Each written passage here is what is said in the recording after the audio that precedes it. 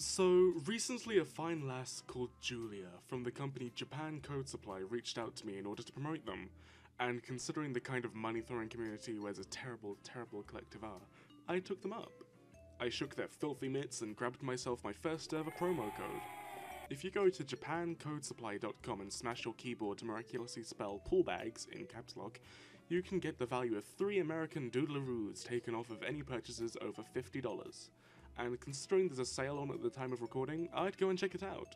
I've always wanted to say that. On the site, you can get all sorts of Japanese imported codes, being 6 types. I don't really know anyone who uses Mobagek coins, and I've never even heard of these two, but if you have a Japanese Nintendo or PlayStation console, you can buy gift cards to get your exclusive games, but I know what you're going to use this site for, and get that sweet little $3 off for. These things. These beautiful things. iTunes cards. Yeah, sorry Android users, they don't think you're a profitable market. What's one thing you're probably going to exclusively use an iTunes gift card for though? You can scout free to play. You can play events free to play. You could buy music, but who does that these days? But in Ensemble Stars, you really can't play revival events free to play. So in order to get the most out of your discounted Japanese doubloons, I'm going to try and help you use the most of it. I didn't get paid for this. For anything. I just got excited because I got a promotion. Also, something about Patreon because that's where I actually get paid. I'm a sellout. I'm going to make this part quick because I'm not going to insult your intelligence. You click your way onto the revival event menu. Was that too quick? I'm sorry. You go to the map and you click this green tab on the top left. Is that better? It's better. When a normal event isn't on, this banner will show up on your main screen for easy access. Here you can scroll through all the past possible revival events. If you know what year the revival you want to do came out in, you can find it in the drop-down menu at the top. When you choose an event, you get its preview. Here you can see the available 4 and 5-star cards you can get. And you see this button here? It's grayed out during normal events, but when you're in any other time, it's gold and has 15 diamonds on it. Yes, revival events cost diamonds, so you really want to make sure you're ready to do one. The button next to it lets you see all of the event rewards, story, and lesson information. You really only care about the rewards though, so let's check those out. Points rewards are sorted almost exactly like the original event they were in, except you can only get 1 copy for every card, including 3 stars. The second tab on the right, however, is where the ranking cards were, where they're now called special bonuses. This gives ranking cards a point value based on what the original rankings were for the event, which means they can either be blessed or actual hell. Revival events are risky because, yes, you get the cards you want, but for the amount of diamonds you're putting into it, you probably could have gotten several copies of a new ranking 5-star for the same price. But the things we do for cart anime boys, am I right? Now's the time where I start talking like your paranoid dad. I beg of you, if you have 0 5-stars, do not even think about starting a revival event. Even if you pay, you'll regret it later on, considering how much more time efficient it will be. Like I said in the event guide video, I also suggest a certain team strength, where I said 250k for normal events. For revival events, I suggest something around 300 to 350k. As that will help you complete more emergency lives for less.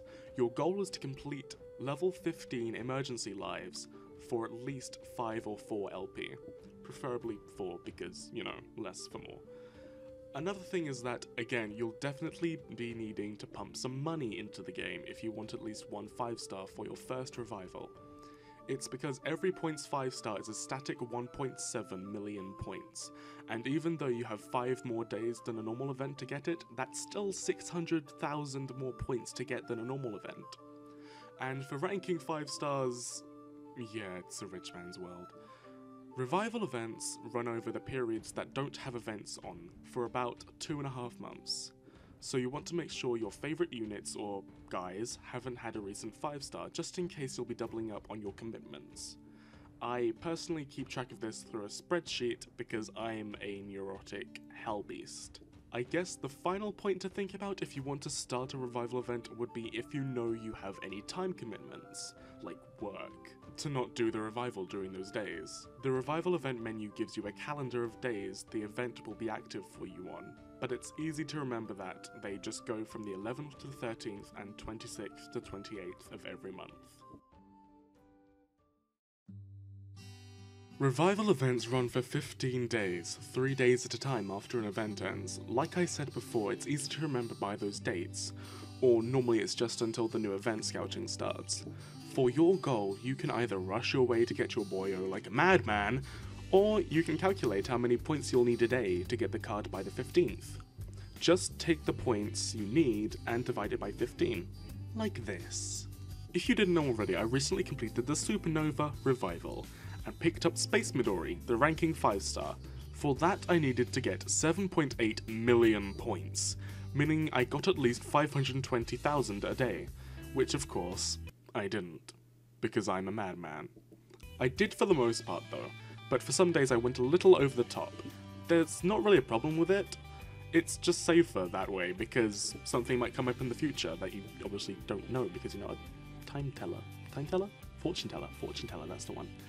A big thing about playing revival events is just how long you'll be playing during the day. I know big numbers like this are daunting, but it definitely won't take all of your daytime in order to get there. Remember to sleep properly during the revival and normal events. I know we all go gaga for these characters, but you need to look after yourself. Being in a Discord chat full of my viewers and fellow OnStars players, it's concerning seeing how many people don't sleep as much as they should. So yeah, Paul says sleep. The chances are, if you've bought diamonds in order to play the event, you can compensate with those, as well as sports drinks, konpeito, and even the new ame-chan and lemons. Have you seen my lemons? I want my lemons. I really like the lemons.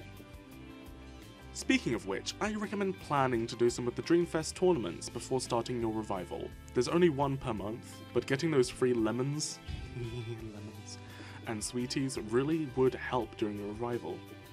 I'd say to do them during your revival, but that adds another 3 days onto your revival time, and let's be honest, OnStars players aren't exactly the most patient of people in general. One final thing, you've probably seen these around. They're called Silooms, and they guarantee lives during lessons. These will get you more lives during your day, meaning more grinding, but more efficiency. You get one of these every event at the halfway point, and you get them when you buy diamonds, which if you use Japan Code Supply discount code PaulBagz, wink wink, you get the picture. My biggest tip would probably be to do a revival where your desired card is the points 5-star first.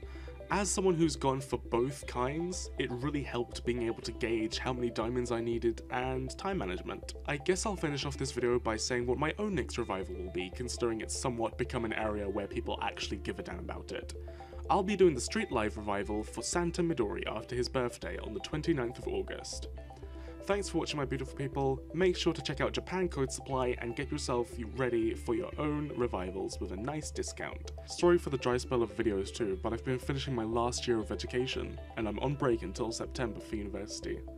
Subscribe to see more frequent videos, and here are the patrons. Look at them. There's some chill people, I talk to a lot of them. They're nice. You can be one too if you click the Patreon link in the description.